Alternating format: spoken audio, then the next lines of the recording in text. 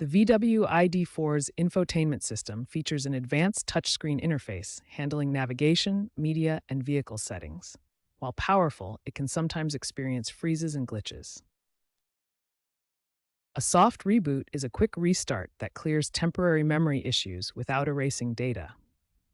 To perform it, hold the power button on the infotainment screen for 10 to 15 seconds until it restarts. This is your first line of defense for minor freezes or unresponsive touch controls. A hard reset involves disconnecting the vehicle's battery to force a power cycle. Proceed with caution, as this is useful for deeper hangs that a soft reboot can't resolve. A factory reset restores the system to its original settings, erasing all user data and customizations. Access it through the Settings menu under System, Reset, Factory Reset. This is a last resort for corrupted software and requires resetup afterward. Keep in mind that recent over-the-air updates have improved system stability, reducing the need for resets. First, perform the soft reboot by holding the infotainment screen's power button for 10 to 15 seconds until it restarts. This clears temporary memory issues without erasing data.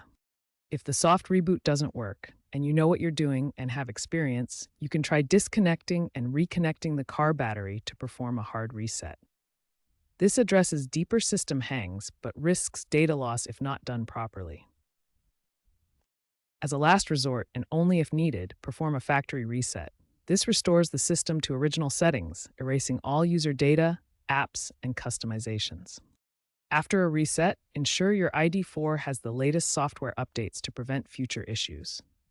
Volkswagen releases updates regularly, addressing known bugs. You can check for updates in the infotainment system's settings.